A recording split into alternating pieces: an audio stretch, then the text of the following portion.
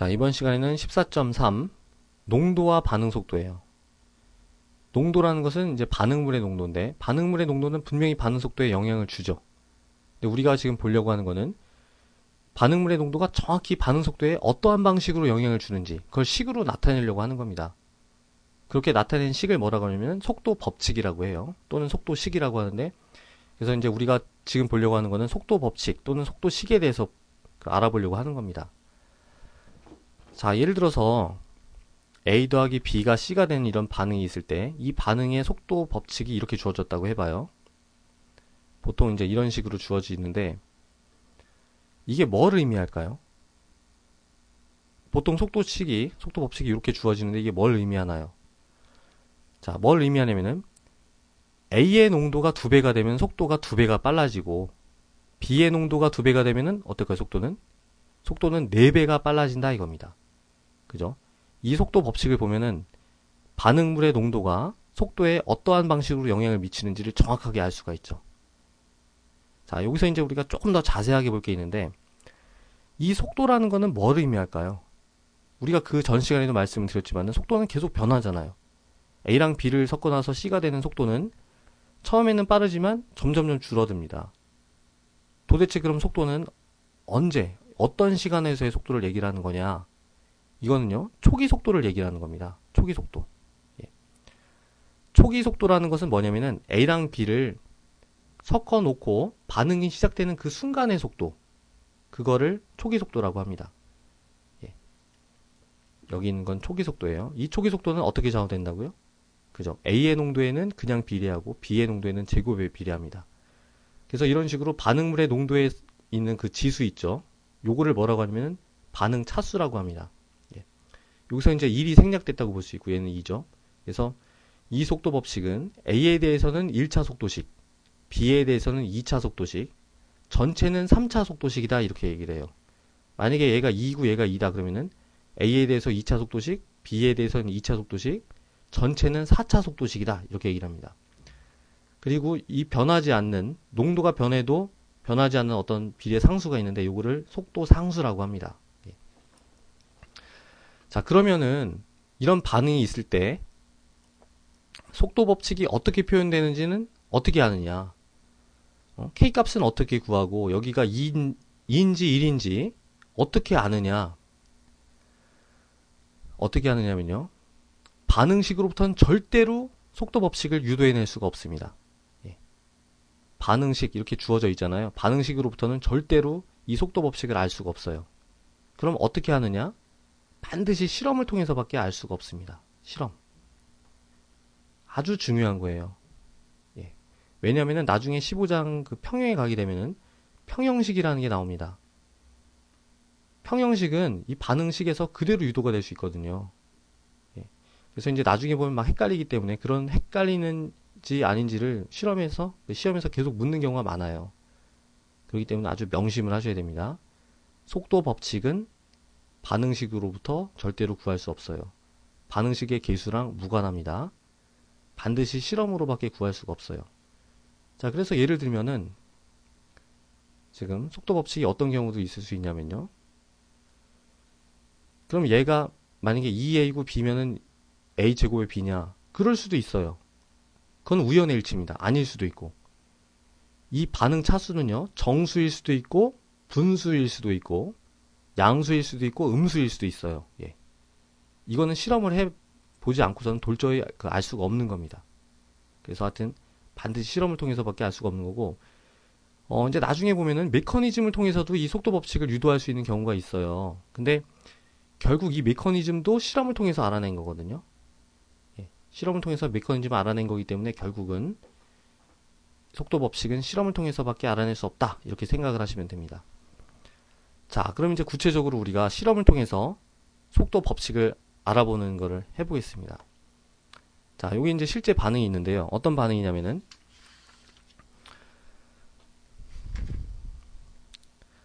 암모늄 이온이요. NH4 플러스랑 NO2 가 반응을 해서 N2 기체가 발생이 되고 2몰의 H2O가 만들어지는 반응입니다.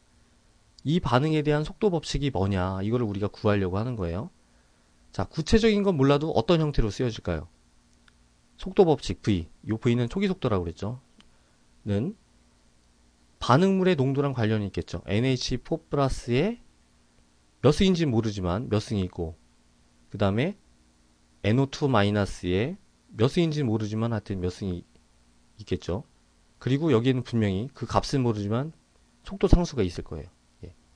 우리가 이 속도 법칙을 완벽하게 구하려면은 뭐를 구해야 됩니까? 실험을 통해서 NH4 플러스의 반응 차수, NO2 마이너스의 반응 차수, 또 속도 상수를 구해야 되겠죠. 자, 이 모든 거를 실험을 통해서 할 수 있다 이거예요. 자, 지금 여기 8번의 실험이 있어요. 예. 실험 1번에서는 어떻게 하느냐면요. NH4 플러스의 농도를 0.01로 만들어 놓고 NO2 마이너스의 농도를 0.2로 만들어 놓고 딱 반응을 시작을 하는 겁니다. 그리고 반응이 시작되는 그 순간의 속도, 그게 바로 5.4 곱하기 10의 마이너스 7승 몰농도 퍼세크라는 거예요. 우리가 그 전에 공부를 했죠. 그 속도의 단위는 항상 몰농도 퍼세크고 여기 보다시피 다 양수입니다. 자, 두 번째 실험은요. NO2 마이너스의 농도는 똑같아요. 0.2인데 NH4 플러스의 농도를 2배로 늘렸죠. 자, 그랬더니 어떻게 됐습니까? 속도도 2배가 됐죠. NH4 플러스의 농도를 2배로 높이니까 속도가 2배가 된다. 라는 요 사실로부터 1번 실험과 2번 실험으로부터 여기서 뭘 할 수 있나요? 그쵸. 바로 요거를 알 수가 있는 거예요. 요거. 그죠? NH4 플러스의 반응 차수가 1이라는 거를 알 수가 있습니다. 예. 어떻게 알 수 있을까요? 그죠? NH4 플러스의 농도의 정비례하니까 얘는 1이라는 얘기죠. 그 다음에 5번 실험과 6번 실험을 보세요. 똑같이 이번에는 이제 NH4 플러스의 농도는 0.2로 유지가 되는데 그 NO2 마이너스의 농도는 어떻게 되나요? 2배로 늘렸죠. 그랬더니 속도가 어떻게 됐어요? 이번에도 2배가 빨라졌네요. 자, 5번 실험과 6번 실험을 통해서 또 뭘 알 수 있습니까? 그쵸. NO2 마이너스의 반응 차수가 역시 1이라는 사실을 알 수가 있어요. 예. 자, 이런 식으로 반응 차수를 알 수가 있고, 그래서 이제 1이라는 거는 우리가 다 생략을 할 수가 있죠. 나머지 하나가 뭡니까? 바로 속도상수 K 값이죠. 속도상수 K는 어떻게 구할 수 있을까요? 속도상수 K라는 것은 이 모든 반응에 다 성립을 하고 있습니다. 이미. 아무거나 마음에 드는 번호를 잡아가지고선 이 등식을 만족시키는 K를 구하시면 돼요. 예. 뭐 굳이 복잡한 걸 집어넣을 필요가 없으니까 1번을 집어넣어보죠. 1번에서도 이 K는 성립하고 7번에서도 이 K 값은 성립을 하는 겁니다. 우리가 그 전에 말씀드렸죠. 속도상수 K는 농도랑 무관합니다. 예. 자, 그럼 1번으로 한번 대입을 해보죠. 속도 나와있죠. 5.4 곱하기 10의 마이너스 7승 몰농도 퍼세크. 단위를 다 써야 됩니다. 는 K는 모르지만 그때의 농도는 알고 있죠. K 곱하기 0.01 몰농도. 그리고 얘는 0.2 몰농도예요. 예. 이렇게 됩니다.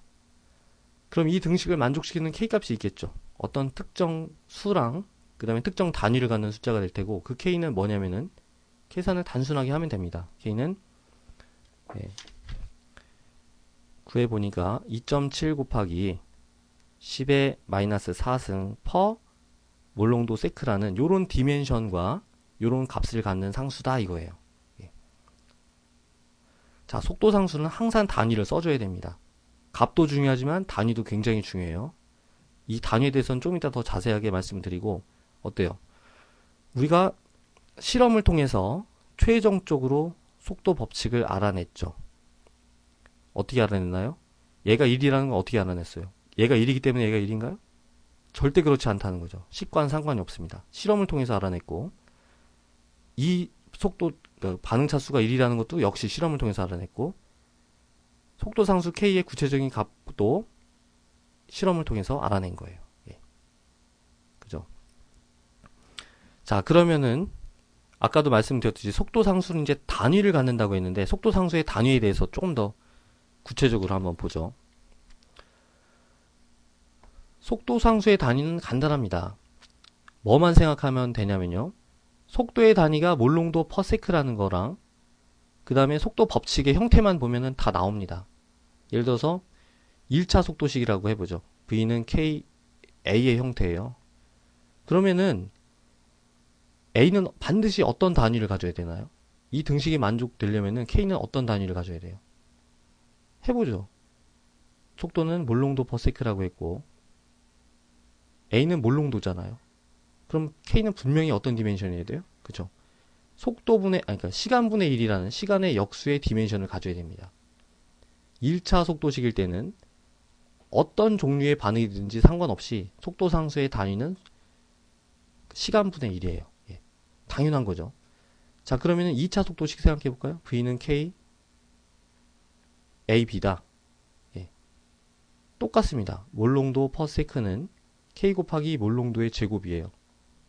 그러면 이 K는 어떤 디멘션을 가져야 되나요? 예. K를 나누니까 몰롱도 세크분의 1이라는 이런 디멘션을 갖게 되겠죠. 그죠?